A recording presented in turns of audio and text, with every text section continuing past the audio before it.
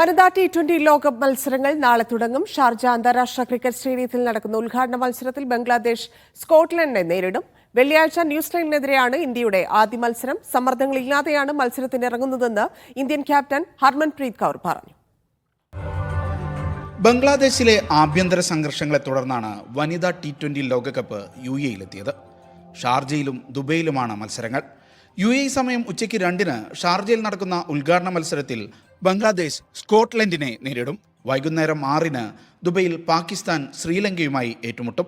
വെള്ളിയാഴ്ച വൈകിട്ട് ദുബൈയിൽ ന്യൂസിലൻഡിനെതിരെയാണ് ഇന്ത്യയുടെ ആദ്യ മത്സരം. ഈ മാസം 6-ന് ഉച്ചയ്ക്ക് 2-നായിരിക്കും ഇന്ത്യ-പാക് പോരാട്ടം. സമ്മർദ്ദങ്ങളില്ലാതെയാണ് കളത്തിലിറങ്ങുന്നതെന്ന് ഇന്ത്യൻ ക്യാപ്റ്റൻ ഹർമൻപ്രീത് കൗർ വാർത്താ സമ്മേളനത്തിൽ പറഞ്ഞു.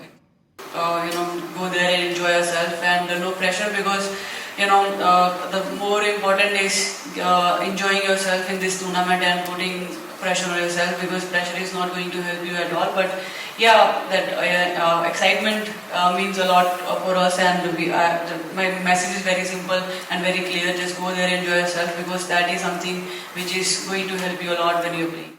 വയനാട് മാനന്തവാടി സ്വദേശി സജന സജീവൻ, തിരുവനന്തപുരം പേരൂർക്കട സ്വദേശി ആശാ ശോഭന എന്നീ മലയാളികൾ കൂടി ഉൾപ്പെടുന്നതാണ് ഇന്ത്യൻ ടീം. ഇന്ത്യയുടെ എല്ലാ മത്സരങ്ങൾക്കും ദുബൈ ക്രിക്കറ്റ് സ്റ്റേഡിയമാണ് വേദി. പുരുഷ വനിതാ മത്സരങ്ങളുടെ സമ്മാനത്തുക ഏകീകരിച്ചതിന് ശേഷം നടക്കുന്ന ആദ്യ ലോകകപ്പ് എന്ന പ്രത്യേകതയും ഇത്തവണയുണ്ട്. ദുബൈയിലെയും ഷാർജയിലെയും കളിക്കളങ്ങൾ ഒരുങ്ങിക്കഴിഞ്ഞു.